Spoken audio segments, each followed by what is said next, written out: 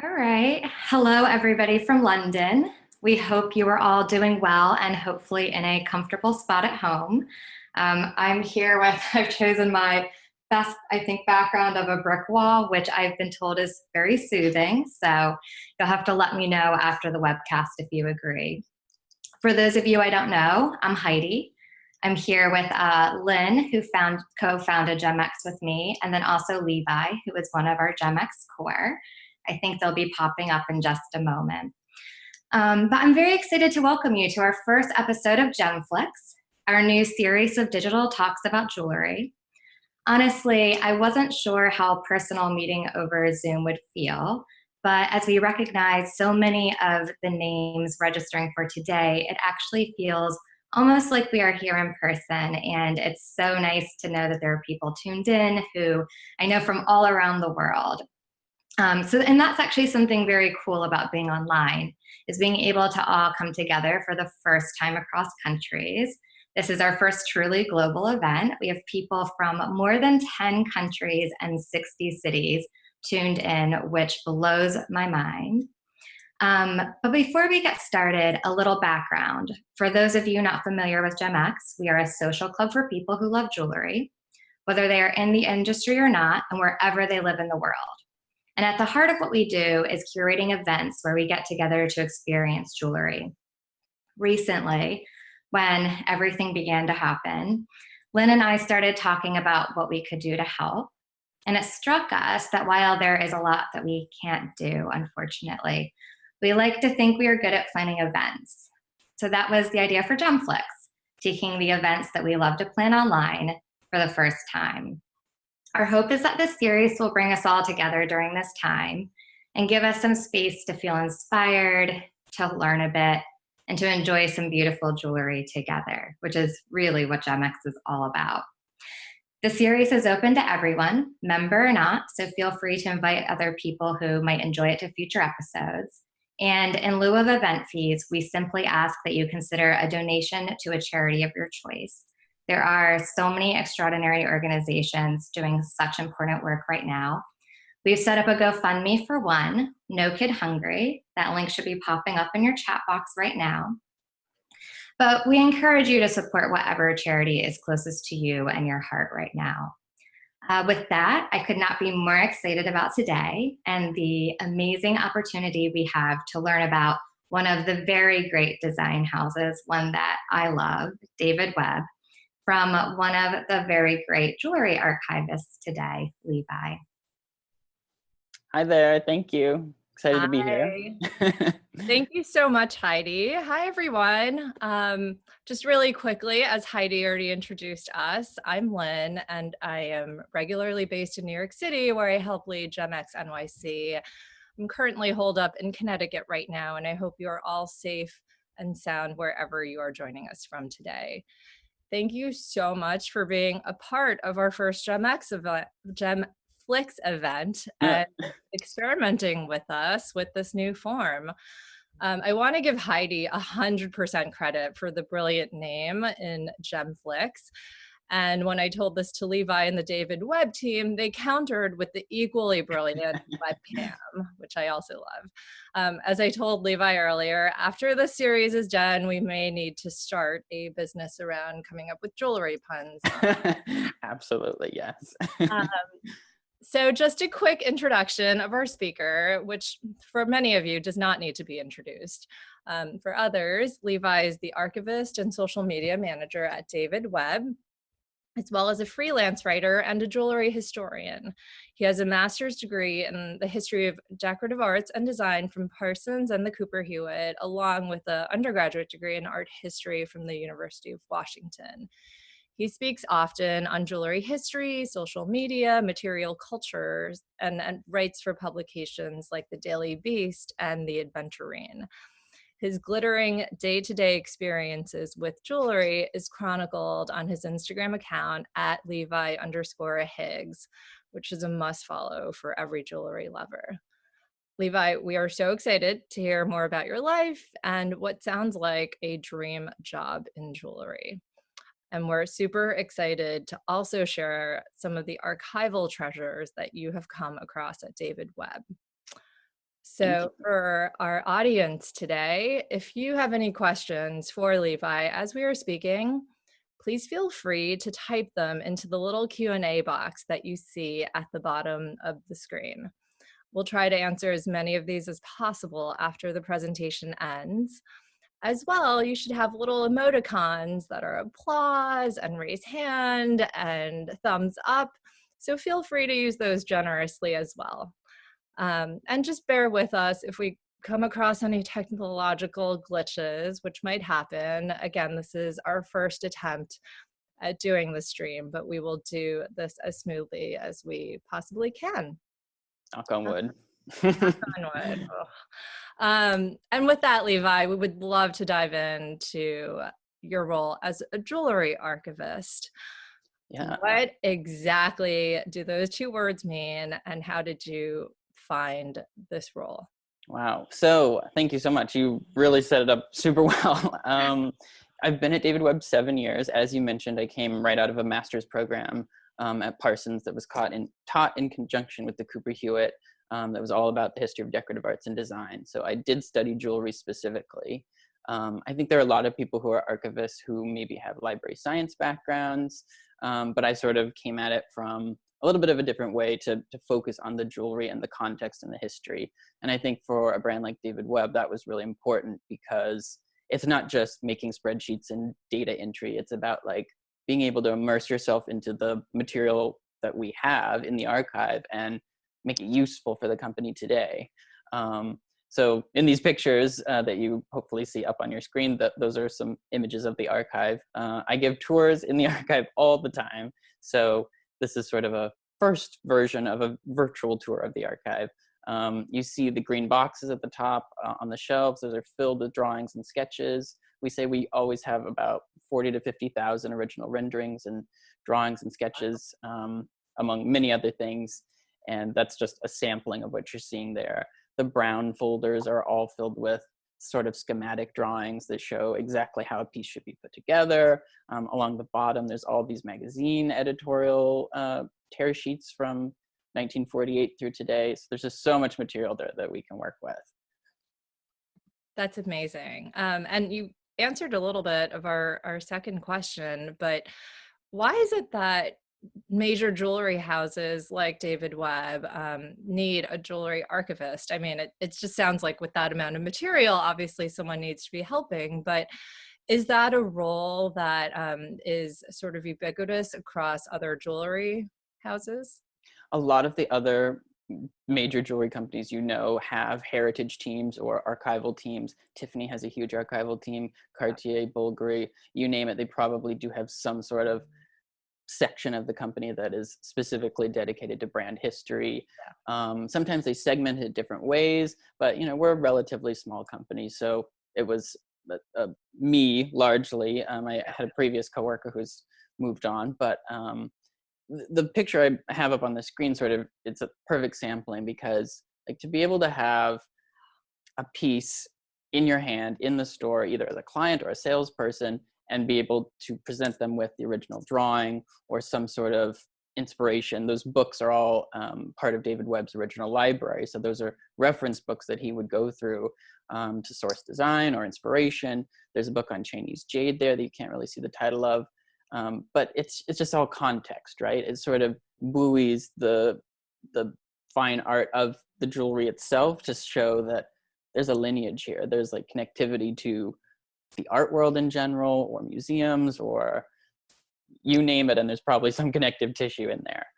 So I feel like the archive is really a service department in that it can help tell the story of the brand. Yeah, absolutely. And how do you store such old archival treasures? Is there part technology doing the work, or are you dusting the parchment off with your tools at the David Webb office? Well, I'm going to jump forward here. There's this picture here that shows what we call it's like a card catalog, but we call them style cards. And you see all the numbers, you see the yellow labels that say yellow earrings. So that stands for yellow gold. There's a section that says white earrings, so those are in platinum and white gold. But this is sort of the foundation of everything, and this is historically how these records were kept.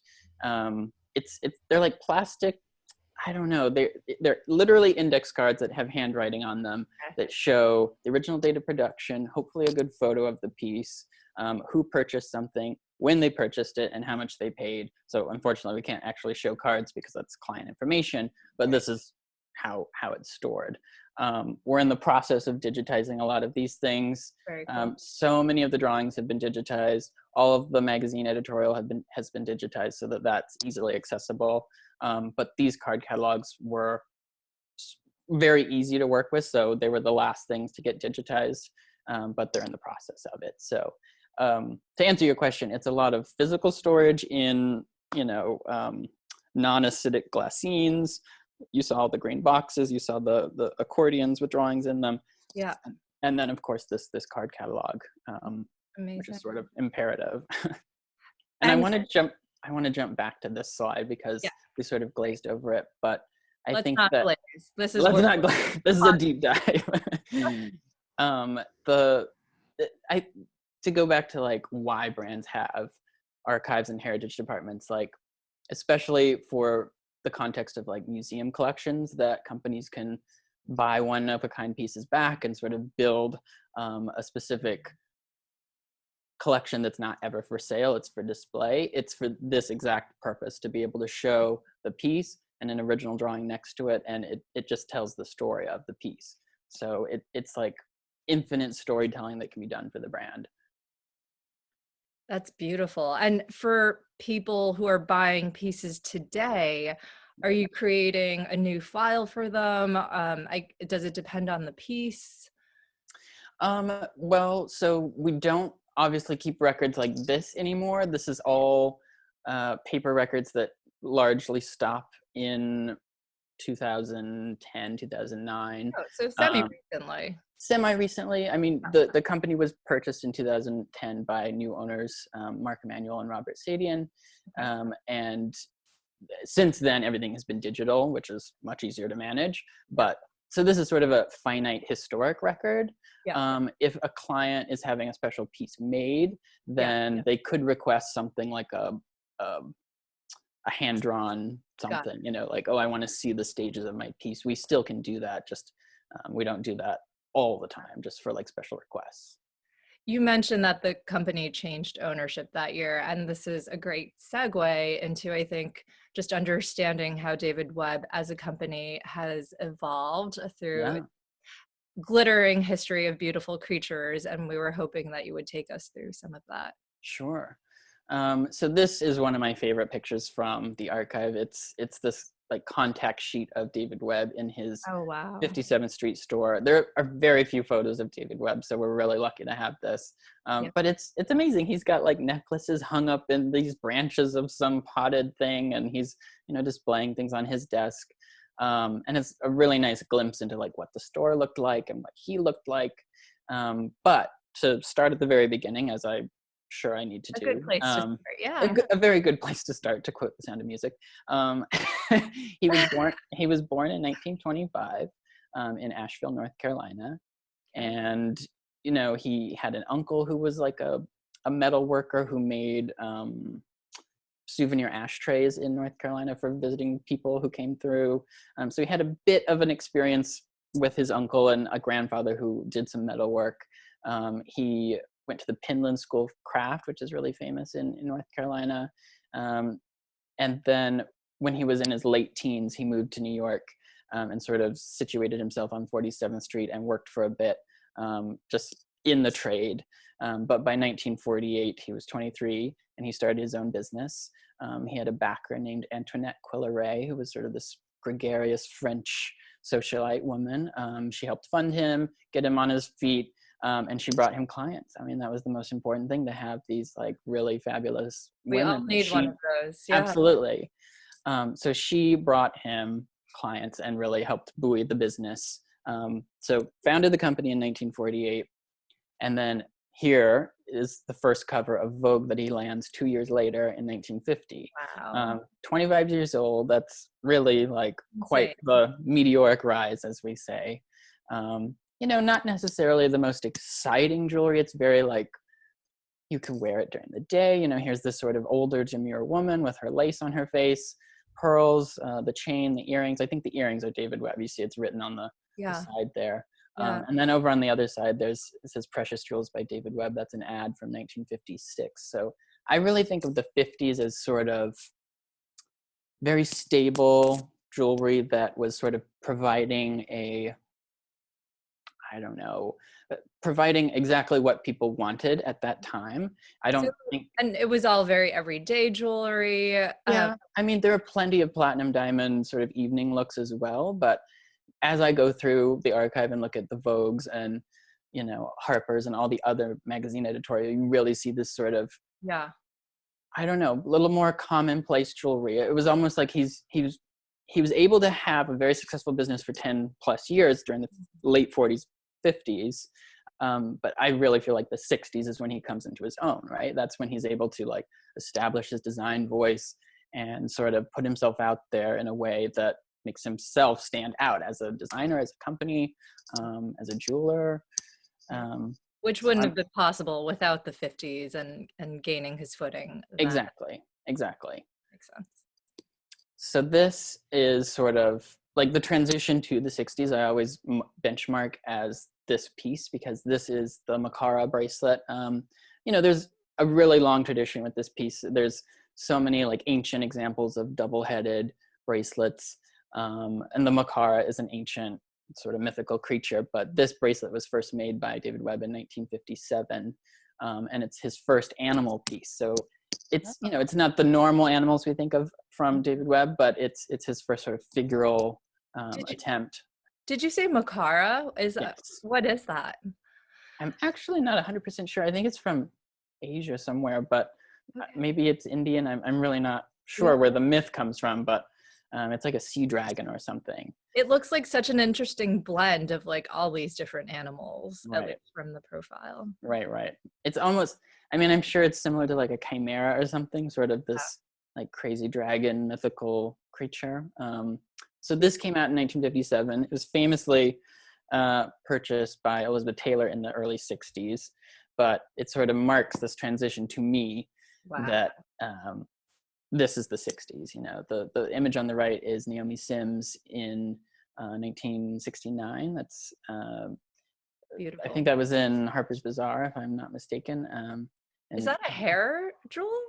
It's a bracelet that's just sort of clipped on the back of her crazy hair piece, and all the necklaces are David Webb. And then this amazing editorial on the other side with the leopards and the tiger. Like you really don't see editorial like that anymore with jewelry just like front and center and huge. You do not. It's beautiful. Let's keep going. So this is an ad from 1964. It's all the David Webb animals. So these are, you know, this is him coming into his own. You've got the giraffe, the double-headed unicorn there, the leopard, the double-headed snake. And that really ties into him winning the Coty Award in 1964, same year as this ad. And when he won the Coty Award, which is similar to like the CFDA award that we have today, it was like an American Fashion Council award. It was held at the Met, and that the award was presented by Gloria Vanderbilt, and it just sort of, he situates that award as his like turning point to be like extremely successful, huge, out there, everyone knowing about the animals, everyone knowing about his design sensibility. Yeah. It is so great that he is mixing these mythical animals with real creatures. It creates such a fantastical reality. Right. And we recently saw, speaking of the Met, the zebra bracelet from David Webb was in the Met Jewels in America exhibition. And how did you or David Webb select this piece, and for what reasons? Sure. So before I answer that question, I want to set that up with this slide, because this is another one of my favorite things in the archive. I used to have this like pinned up right by my desk. Okay. So it's from 1963. It's a New York Herald Tribune article that David Webb himself actually wrote. And it says, why not hang gems? And there's a little, I don't know if you can read the full thing, if it's high resolution or not. But it says, Eugenia Shepherd is on vacation. Today's column is written by David Webb, internationally famed jeweler and owner of David Webb Inc. So he wrote this as his friend Eugenia Shepherd was on vacation. Yeah. And it's all about like him expounding why jewelry should be included in museum exhibitions and I love and, it. and museum permanent collections. We should because republish this. This is amazing. it's an amazing piece. It's just really like current to me, because I feel like so many museums these days are sort of struggling with like how they position jewelry in their collections, or how they can, like, I don't know, showcase it in the best way with the right cultural context. So we are lucky that the Met is making an effort and having jewelry exhibitions and caring about it. But as you mentioned, the zebra bracelet was acquired by the Met in 2018. The history of the jewelry of the zebra bracelet is really long. It's like one of our most iconic pieces. Here, this sort of tells like a great story about it. Obviously, there's the piece, but Diana Vreeland owned one in the 60s. I don't know if you can tell in that image, but she's wearing her zebra sort of drop earrings as well, they're enameled and have diamonds around the edge. So Diana Vreeland had a zebra bracelet. She had it photographed in a 1964 March editorial by Irving Penn. And it's like this woman putting on lipstick, and you can see the zebra sort of on the side. And then later in 1964, this cover comes in September, and you can tell that she's really been thinking about zebras and stripes and black and white enamel. And to me, it's just like the embodiment of the 60s, like op art and mod and pattern and graphicness. I mean, the way that the typography, the makeup, and the jewelry are all one. And obviously I wore this shirt today specifically to match. And I do have my own zebra. Oh, look at that. Clear or not, but there he is. That is so cool. And so this, oh no, please go ahead. I'm sorry. The zebra, I mean, it's such a, as you said, a graphic animal, and it looks like on the ring it has sort of a less literal interpretation than right. That's just sort of a Bombay, like rounded enamels ring. Beautiful. Please go ahead. No, yeah. So we presented this sort of context to the Met to be like, this is an important piece of jewelry, and luckily we had a great conversation with them, and they were happy to accept it into their permanent collection. So here's a photo of it on display at the Met. It was right on top of this like great pyramidal display, front and center. We couldn't have been happier to have it included. Like, not only was it acquired by them into their permanent collection, which is amazing in general, but it was also part, like as soon as it was acquired, it was a part of the exhibition, as you mentioned, the Jewelry in America exhibition. Yeah. And I think it was the first thing I saw when I walked in. It was just so front and center. Exactly. And they have these sort of departmental issues there where like the American wing can only collect up to a certain time period. I think it's like right around World War I. So anything after World War I, they have a hard time acquiring into that department. So we had to work with the modern and contemporary department. And that was back when they had a design and decorative arts curator in that department. So thus a piece that was designed in 1963 and produced in, the last 10 years was able to be acquired. So that was great.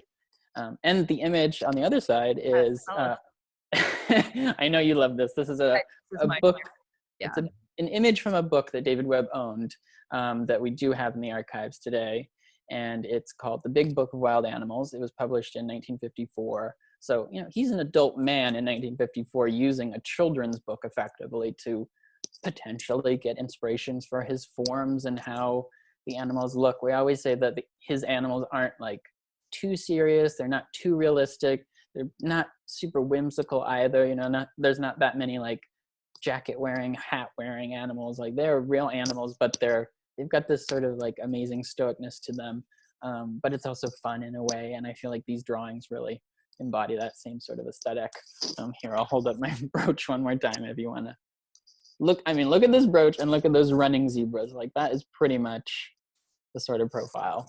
Yeah. No, I think like what makes it like so unique is it is very true to the animal, but it's done in such a tasteful way that it's not cheesy or bordering on too cartoony, Right. if that makes sense. And then just to round out this story, I love this image. So this is Lorenzo. He is the jeweler who makes all the zebra bracelets in our Madison Avenue workshop. And you can see that he's got this big window he sits next to that has like a screen that has the zebra on it. So I always say that's the zebra corner of the workshop. But the most amazing thing about him is he's worked for David Webb for over 40 years. His father worked at David Webb. His father made all the zebra bracelets as well before him. So it's this insanely detailed, handed down tradition. And, you know, every time we get one in for authentication or something, I'm always like, Lorenzo, come see the zebra. And he's like, oh yeah, I made this. You know, it's instant. Like, he's a master. It's nuts. It's one of my favorite things to do is talk to him about how he does what he does. I don't know if any of our participants have been to the David Webb beautiful studio and showroom to visit, but their workroom is literally upstairs from the showroom. And of all the jewelry workspaces you've ever seen, these guys are working under chandeliers with beautiful lighting. I mean, this has to be a little slice of jewelry heaven. It's pretty special. And whenever we give tours up there, it's always like amazing to watch people's faces as they walk through the door. And I'm always like, welcome to the Willy Wonka world of jewelry on Madison Avenue. It's really fun. Oh, I'm sorry, go ahead. No, I was saying this will be good fodder for an in-person event when we can plan one. Yes, exactly. I want to scoot back just to a few things here that sort of dovetail into the Met and animals in 1964. So this is an editorial that came out in 1964 in Life magazine. It's called A Pack of Jeweled Animals. This is all about the winning of the Cody Award and showing off the animals. So unfortunately, fortunately and unfortunately, for the past year, we at David Webb have been planning an in-house exhibition, our first in-house exhibition. It was set to open in April, and unfortunately, because of the current situation, we've decided to postpone it to later in the year, maybe in the fall. We still have to figure out exact dates, but you know, we're super excited about it because we've been working so hard on it. It's called A Walk in the Woods, and it's all about the animals of David Webb, positioning them through the lens of the 1964 Cody Award. At the Cody Award ceremony in 1964, there was a video that played that showed all of the animals in the woods that was made by Milton Green and Joe Eula. And we had a new video produced and new images produced that sort of riff on the same theme. So it's this amazing exhibition that's going to take place at David Webb, and I just wanted everyone who's tuning in to know that it will happen. We just want it to be able to be celebrated at the right time. Absolutely. We're so excited. We'll be first in line. And from our viewers, we got a chat message that Makara is actually Sri Lankan for dragon. Thank you. Thank you very much. Guys for I that. wish I had known that right on the spot, but I didn't. No. And we are so excited to see the exhibit when it opens. I definitely would love to go for a walk in the woods where there are Makaras and zebras lurking around the corners. Exactly. If you're ready, Levi, we would love to hear about some of the amazing pieces, real and archival, that you have encountered. There are really things that have stood out to you over your 7 years at David Webb. Sure. Well, let's dive in. These are, I always think of like, what are the pillars of David Webb? And I think an amazing and an important pillar is enamel work. And that's what this slide is all about, like sort of the graphic nature of the enamel work. And this ties back to the zebra too, right? Like you can have sort of these like strictly patterned, very abstract forms, but you can also have things like the zebra that are very much, you know, physical forms of animals or whatever. But like all of our enamel work is done in-house, obviously by hand. It's not cold enamel, it's hot enamel. And the difference is cold enamel is like fingernail polish you paint on and it dries and it's lacquer sort of, but hot enamel has to be fired in a kiln. It's almost like you're painting a ceramic, right? Like it's sort of pasty. You have to like apply it very carefully so it's smooth and edged properly. We have one enamelist who's amazing, who's been with us for decades, I think. But that's sort of this station here. This next section is all about hammered gold, which is of course a huge hallmark for the brand. Can I just ask if enamel was popular in the 60s when David Webb was coming of age, so to speak, in jewelry land? It was popular in the 60s. I feel like the arc of enamel, like you had a little bit in the 20s with like French moderne and the eggshell enamel and that sort of like, I don't know, moment with graphic design, really was in tune with enamel in the 20s, and then it had a resurgence in the 60s, largely due to David Webb. And, you know, Tiffany had plenty of enamel work too. I feel like Bulgari did as well. It just had a technological and material resurgence. Who knows exactly why or who did it first, but it certainly had a moment in the 60s and 70s. And David Webb was a part of that.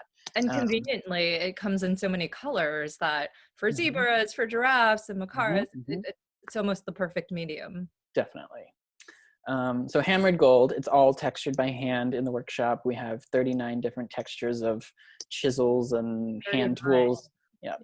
Like you can see the different textures on the bracelet versus the earrings. One's a little more, I don't know, deep or scooped, and one's a little softer.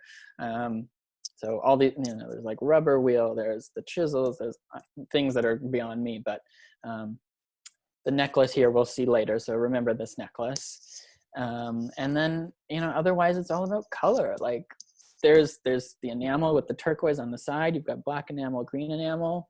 I love the green enamel specifically because the texture of the gold underneath is sort of stippled so that when they put this translucent green enamel, you're like seeing through the enamel to see this texture gold, and it gives it this extra sort of shimmer. It almost looks like moss or something that I mean, alive. Yeah. And so this slide is, yes, about color, but it's also about stones and interesting materials like these great turquoise spheres that are in the bracelets and the rings. But then the Maltese cross on the other side is kunzite in the middle, peridot squares, and tourmaline around as well, which, you know, just great color combination. Who doesn't love pink and green, right? Yeah, totally. And if I remember correctly, kunzite is one of your favorite personal gemstones. It is. There's so much. Don't get me started on kunzite. That's a different talk. Yeah, for future talk. It's beautiful. Yeah. And then this, you know, this sort of brings it all together. There's the ancient world motif of the swirling clouds, or the shield motif on the necklace, the coral, cabochon stones, the tassels, enamel. I mean, there it all is. So those are some of my favorites. Those are all gorgeous. And in terms of how gemstones and hammered gold and enamel is all paired together, is that, how long does the average David Webb piece take to produce? Or like, it totally depends. You know, I think Lorenzo has said that he can make a zebra bracelet in 2 weeks if he needed to. You know, if someone special ordered it and it needed to be ready for their birthday or whatever, like. But, you know, maybe it doesn't normally take 2 weeks, maybe it takes a month to make. I've certainly seen big couture diamond necklaces or, you know, special diamond and emerald earrings that take 3 months to make, 4 months to make. So every piece sort of travels around the workshop to a different specialist, like, oh, the bead stringer had to string these tassels, and then the enamel pieces had to be enameled, and then the polisher gets them, and then the jeweler combines them all. Like, it's just a crazy sort of jigsaw puzzle of how these things move around and get finished. But just like so many skill sets coming together for a single piece. And this is one of our last questions before we will move to a Q&A. So again, participants, we're seeing all your questions. They're all amazing. Oh boy. Keep them coming. Okay, Levi, if you can you share with us some of the crazier behind the scenes stories of special requests or famous clients, or just things that are part of the David Webb sort of box of secrets, if you will? Absolutely. So, you know, I mentioned I don't know if these are so secret or so crazy, but they're some of my favorite like people who are associated with the David Webb archives. You saw the necklace on that slide that was all about hammered gold. Like there's Estee Lauder wearing that necklace. So she was a huge client, a huge friend of David Webb. I've actually been in touch with the Estee Lauder archives, which is really rich and really strong, to see if they had any like correspondence or something between the two of them, but I don't think that ever turned up anything. But she was, I think, a Leo, if I'm remembering correctly, and she had like a great zodiac Leo pendant that she wore often. We have a drawing in the archive that's a lion brooch that she owned that had a body of like yellow sapphires. And then later in the 80s, there was a Paulina ad that was all about Estee Lauder perfume, and she had all David Webb rock crystal bracelets stacked up on her arms. So like not only was it a client friendship relationship, but there was also like a great personal connectivity for the brands to have partnership like in their ad campaigns. And even just last year, I think we were on oh my gosh, what is her name? Carolyn Murphy was in an Estee Lauder ad, and she had a David Webb earring that we partnered with them. So she would wear it in the holiday campaign in the red dress, if anyone remembers that. You know, everyone knows Jackie Kennedy with her earring. That picture's from 1966. She's in Seville, Spain. We make those earrings today. We sell them like hotcakes. It's sort of tough to see from that image, but they're sort of a diamond top with a emerald and then some drops of emerald, ruby, and a pearl at the very bottom. They're beautiful, sort of Mughal inspired. Of course, you know, the Duchess of Windsor, she's in that photo holding a box that has an enamel dragon pin in there. And we don't know a ton about the Duchess of Windsor. Her file is mysteriously sparse with information. We do know she had some frog pieces, but that image is her with a dragon piece. But my favorite that we haven't talked about a ton is, at least as a brand, is Dan von Furstenberg. And this photo is from right when she's, you know, getting super famous. And there's a Town and Country cover that has her and Egon von Furstenberg, and she's essentially topless, but she's wearing a David Webb jade necklace. And he's sort of standing over her shoulder, and it's just this beautiful carved, like ruby, jade, gold, huge collar necklace. But the ring that she's wearing in this photo is a David Webb piece, and it's pretty simple. It's just sort of gold and has like really nice, clean black enamel around a like pear-shaped diamond that's sort of set into the smooth gold. And there's much later, it came out in some article, she gave an interview that like that ring was the piece that she came to David Webb to buy on her own after she got a divorce, because she wanted to like have some power and like reclaim that she could buy her own jewelry. Oh, interesting. Wow. And you know, she was getting really famous with her like Be a Woman, Wear a Dress campaign. There's another shot of her on the cover of Newsweek around the same time. It's like, you know, her hands are on her hips and she's wearing the green dress. And if you look really closely, the necklace she's wearing in that shot is a David Webb sort of thin chain with rubies and sapphires and emeralds set into little collets. But she's also wearing that ring, and you can only see that in some of the photos, but it's just a great piece. The mixing and matching is so cool to see on her. And of course, everyone knows Elizabeth Taylor was an amazing David Webb client, but this is one of my favorite pieces that she owned.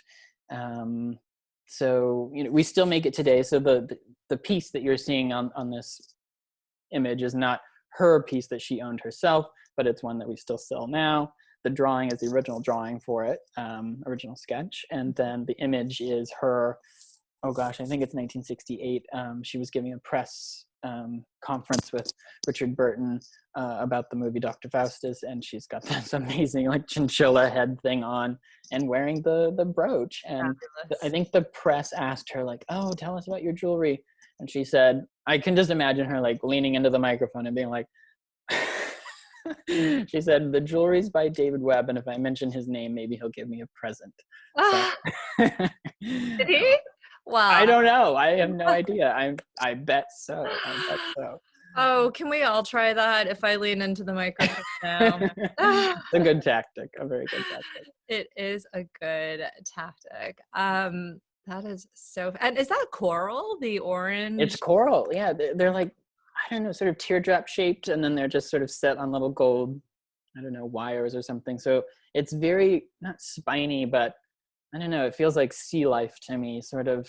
Yeah. And the white you see is little white enamel sections, and then like a big sapphire in the middle. I mean, it's gorgeous. It's gorgeous. And Levi, if someone wanted to see David Webb jewels, we know they're at the Met. There's obviously Yes. your showroom.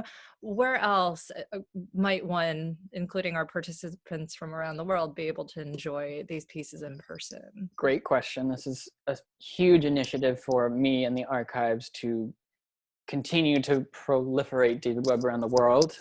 So we are in the permanent collection of the Met, as you know. We're in the permanent collection of the Museum of Arts and Design in New York. And I'm going to go back to a slide. Oops, wrong way, sorry.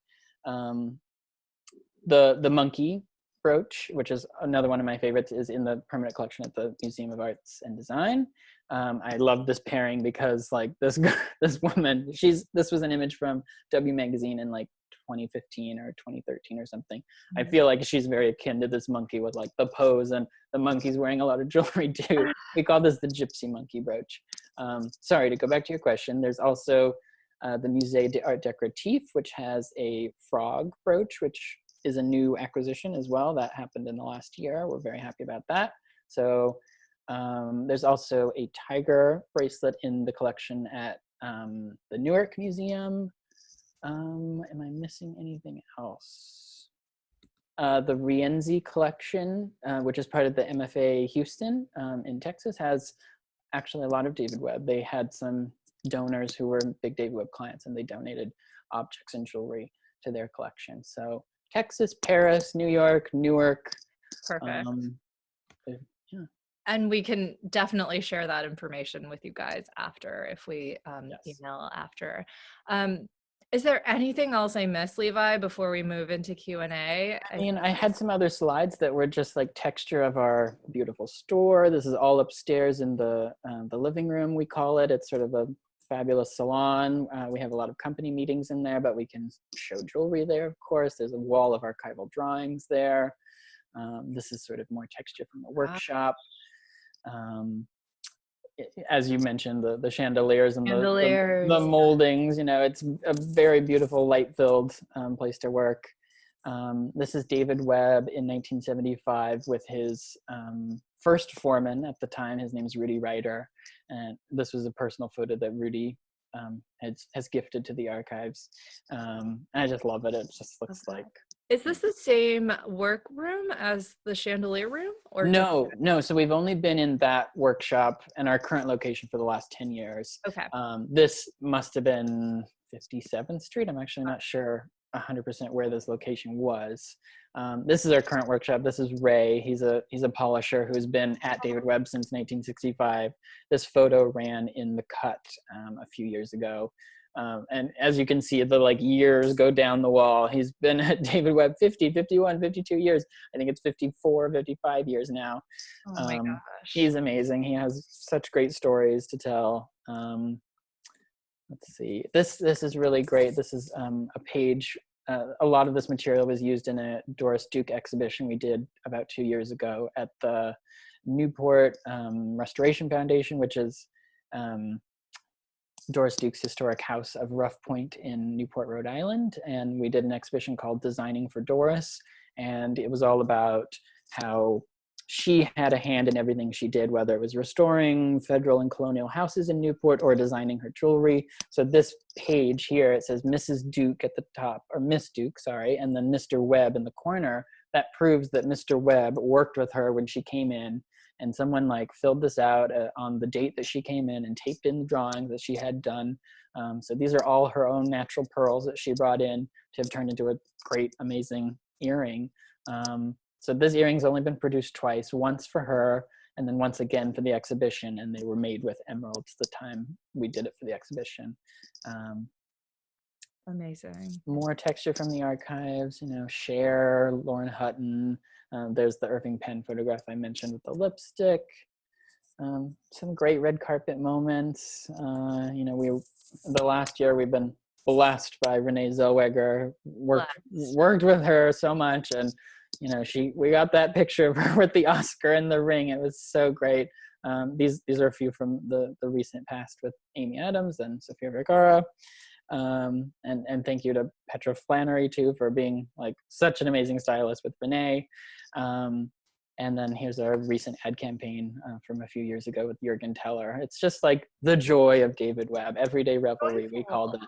I mean, just seeing these photos, you can't help but smile, which I'm sure is part of what the jewelry at David Webb is intended to do. And it's just so beautiful, especially in this environment, to be able to appreciate these photos with you.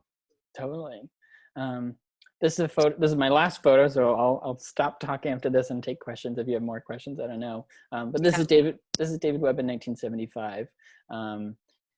Pretty much close to his death.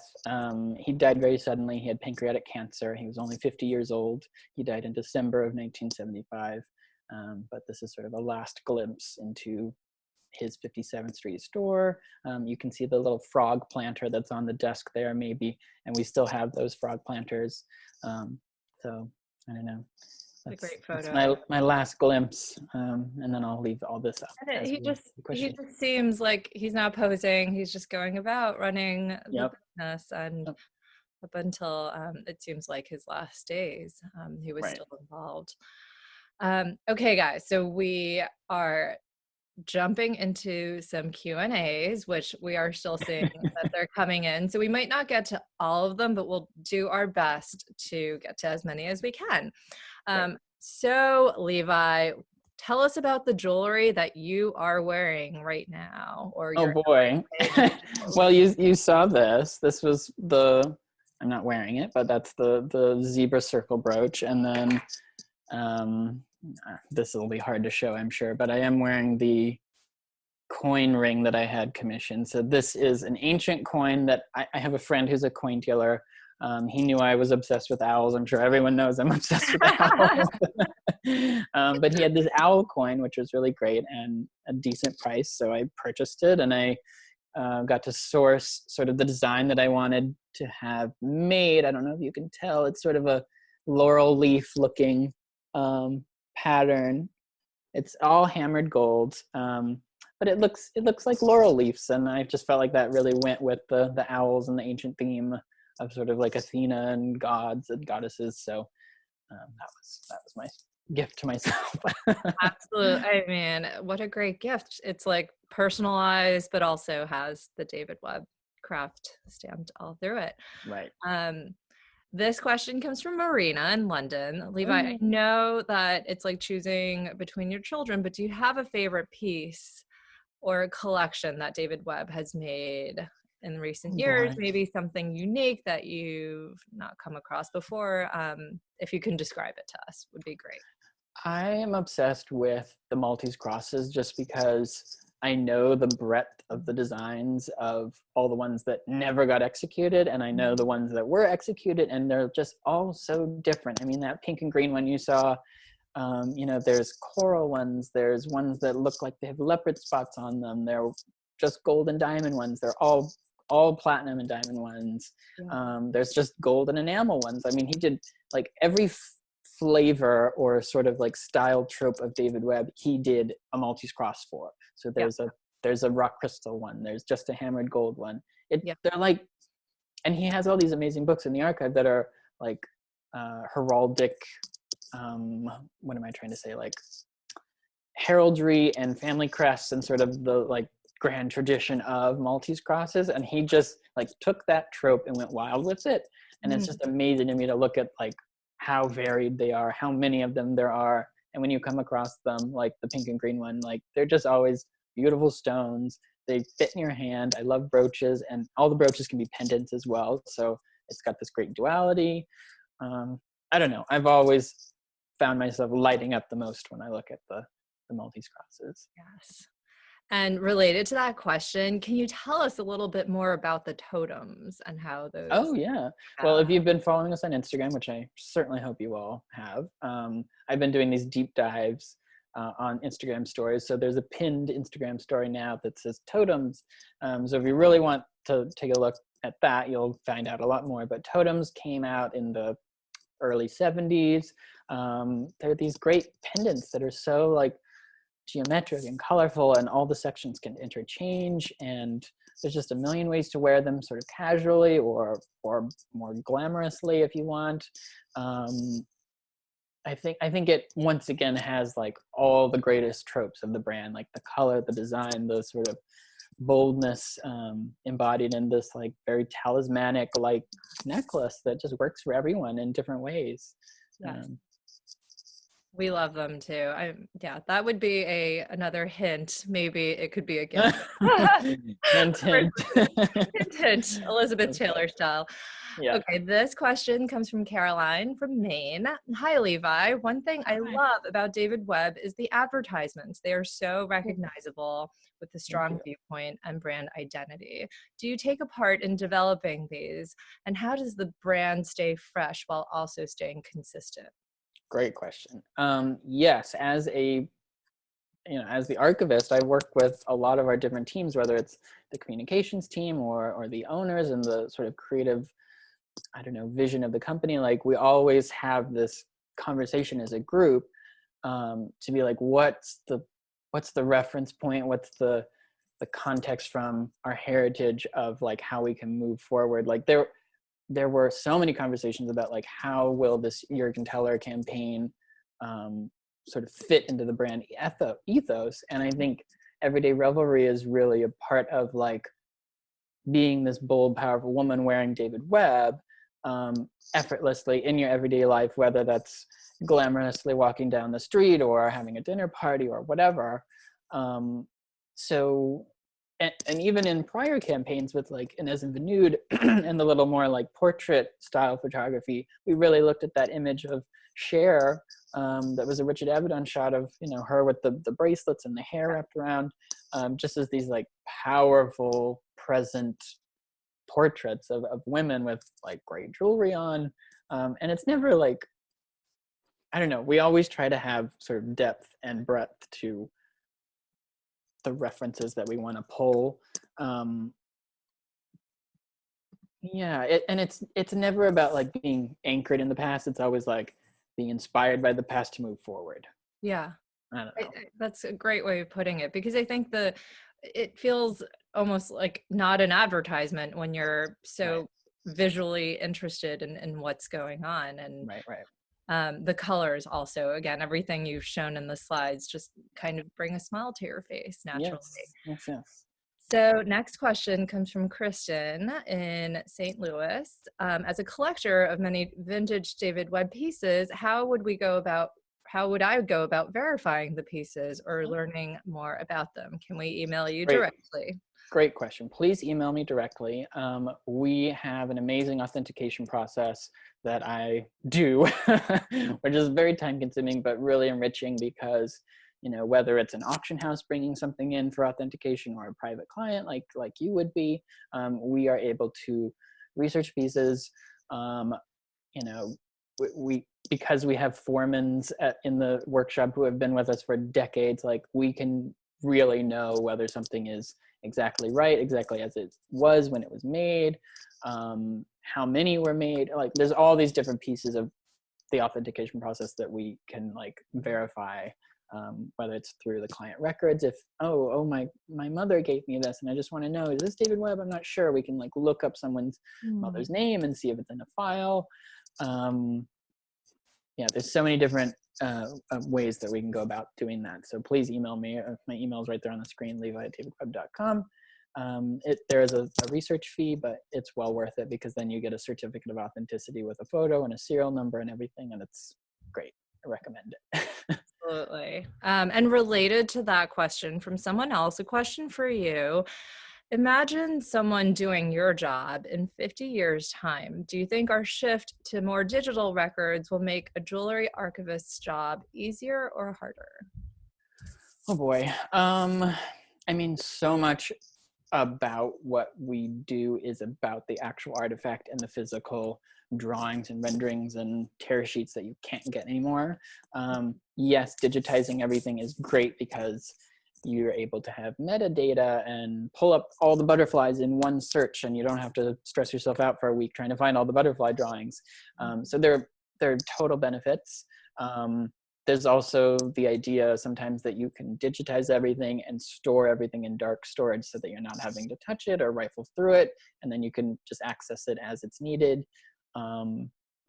whether you actually need it physically or you can just pull it up on the screen. In 50 years, I feel like people will be even that much more like enamored with, oh my gosh, someone hand painted this, someone drew this. Like, so being able to pull out those physical things is like very enriching and teaching for people. Yeah. I'm sure there'll be amazing advances in technology where we can have whatever digital screens and holographic, I don't know, the Jetsons with archives, but it's a push and a pull. They go hand in hand with like how you're going to safeguard these things digitally, but also you need the physical objects, right? Totally. And we have a couple of more questions if you have a couple. Oh, please, let's do it. From Alexis in Canada. Any advice to someone starting out or looking to become a jewelry archivist? Oh boy. I guess I would say if you specifically want to be a jewelry archivist, you need an intense education in jewelry history and context. It depends what sort of company you want to work for. You know, maybe you need to learn French. Maybe you need to learn, you know, a different language to research in. I think for me, it was all about like being a curious student in my master's program, having tendrils out into the field that I wanted to be in, and sort of putting myself out there as like, hi, I'm eager, I'm interested, I'm semi-informed, and I want to learn more. And people gravitated toward that and like, you know, let me come into the fold essentially. And the jewelry world is all about trust. And I feel like that's how you have to navigate that, is like making those personal relationships. And And I mean, it really, I wasn't kidding when we said you had the dream job, and your slides have only convinced us more so. So the question is not surprising at all. From John Paul in London, are there any designs at David Webb's that have not been realized from the archives that you like or will come to life soon? Oh boy, plenty. There's, you know, if there's 40, 50,000 renderings, then probably a third of them, if not more, haven't been realized. So, and that's another thing that we get to work on all the time, is always vetting those designs to say, is this viable in the way that it is? Should we try it a different way? Can we substitute some stones? Can we jazz this up in any way? You know, on our website, we have all these different moments. You go on the homepage and you see sort of all these images. You can click those and there's like stories there. And sometimes it tells you like, oh, this is where the inspiration came from. Here's the drawing. So you know, on your own, you can really go through it and learn how pieces came to light, whether, oh, this is the first time it's ever been executed. We have a great lion necklace that we did recently that is all emerald and sapphire beads. Originally, it was designed with just gold beads, like gold sort of textured beads, and we thought, let's elevate this a little bit, let's give it some color. And it's the first time it's been produced out of a drawing that was never executed. So that happens a lot. Awesome. Can't wait to see those in the woods where we'll be.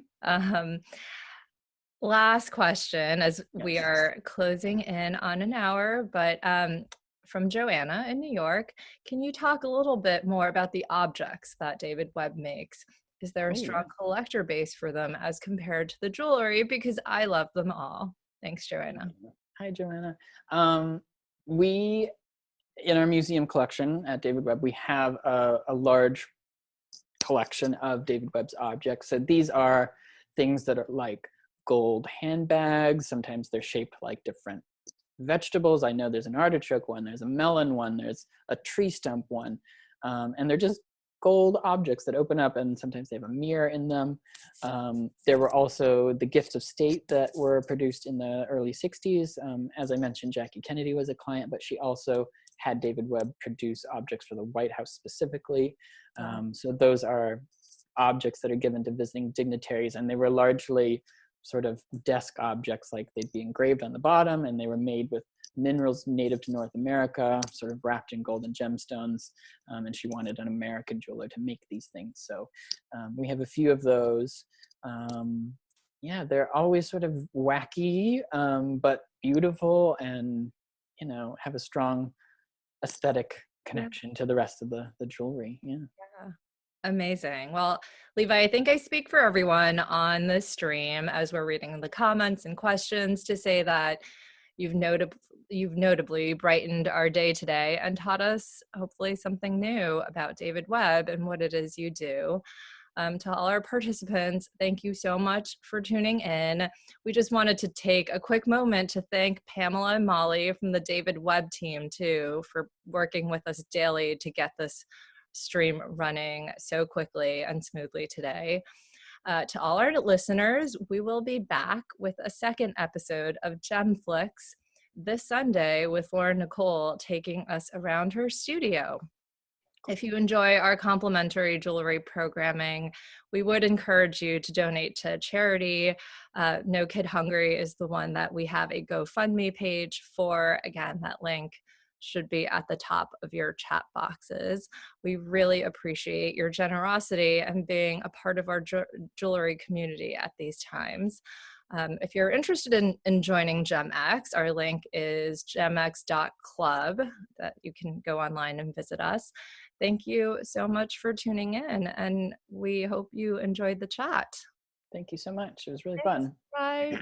Bye. Bye, guys.